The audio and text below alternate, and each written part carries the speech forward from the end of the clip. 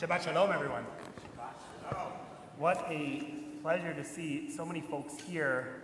It just reflects your love of this community, your love of the Burg family, and your understanding of what Rabbis Daniel and Miriam have offered this community for these last 16 years. So throughout the morning, we're going to have a number of speakers who are going to share about their connection to this place and their connection to these rabbis.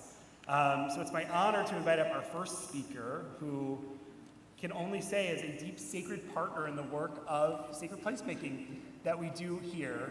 So it's really an honor to invite up a friend of mine and a friend of Beth Am's, our Baltimore City Council President, Zeke Cohen.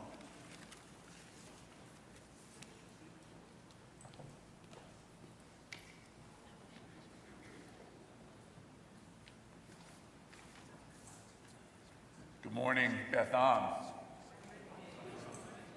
It is so good and so bittersweet to be with you all here today. And I want to start by thanking my friend, Rabbi Tyler. I am so excited for your leadership and your journey. And I also want to thank my two friends, Rabbi Miriam and Rabbi Daniel Burg, who have been such an enormous part of my journey. I am really proud to say that I'm the first citywide person to get elected to one of the prominent offices in 40 years who is Jewish. And that is something I take enormous pride in. But when you're the first to do something in a really long time, you need a spiritual advisor. And for me, that person has been Rabbi Burg.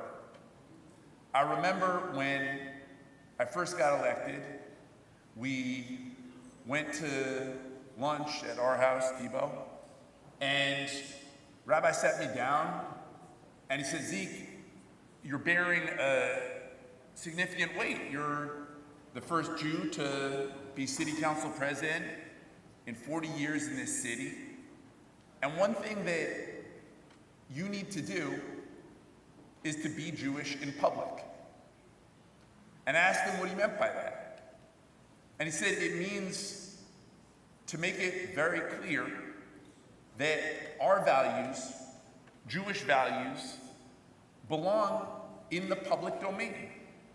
And I will tell you all that in this moment where we see the rise of anti-Semitism, where we see the rise of hatred within our country, it is both a challenge and a blessing to do just that.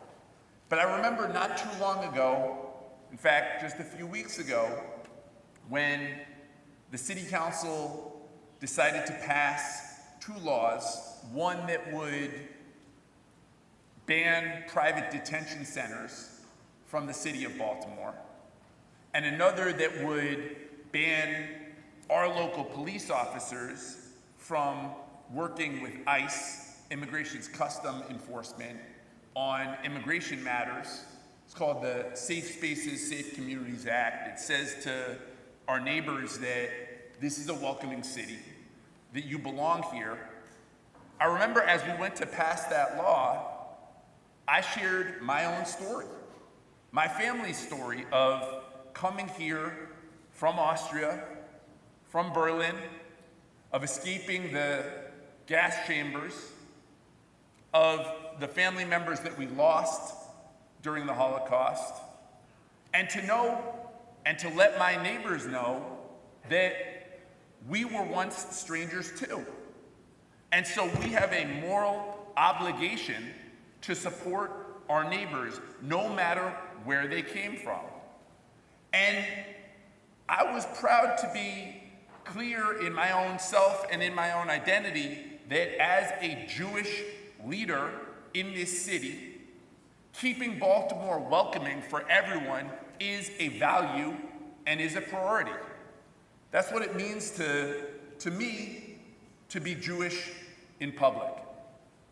What I have deeply appreciated about Rabbi Burg's leadership here at Beth Am is that he has not only done a tremendous job of building up this congregation, physically building this shul, but building and rebuilding the relationship with this part of West Baltimore.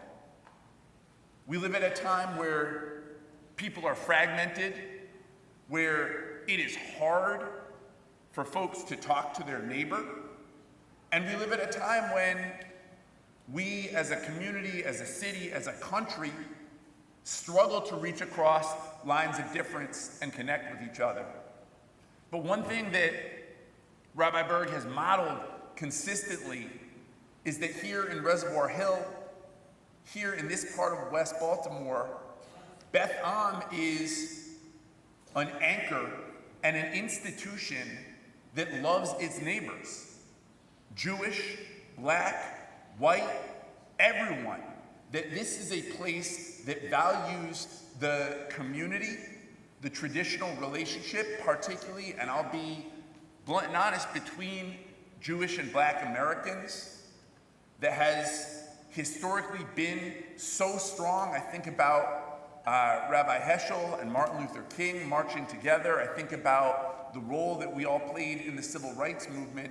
And it's a relationship that has at times had tensions, but to see the intentionality, to see the work that the rabbis here have done to rebuild, reconnect, to not just be in a community, but of a community, to live here physically, that is what, again, being Jewish in public looks like. This deep commitment to tikkun olam, to heal the world, to be part of not just this neighborhood, but this city.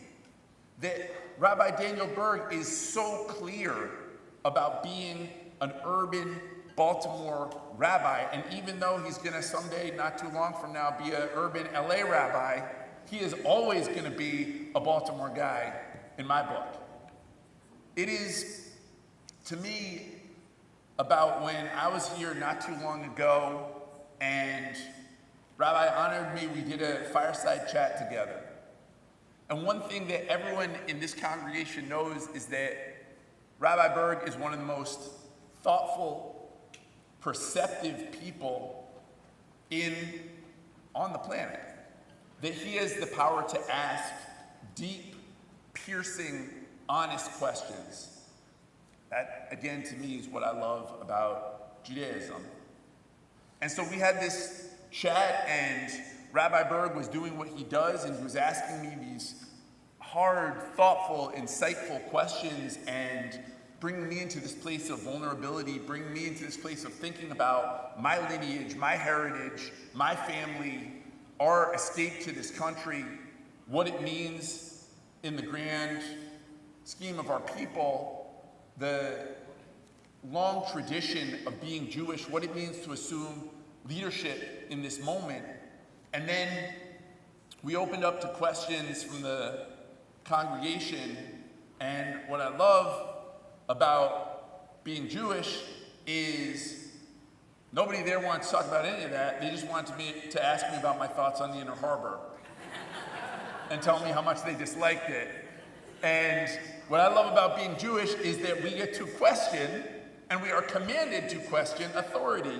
And it was such a display. But what was beautiful about it was that Rabbi Burg had created the space for that to happen. That this is a place where we ask hard, critical questions of people in leadership, and that is a good thing, and that we can all learn from each other.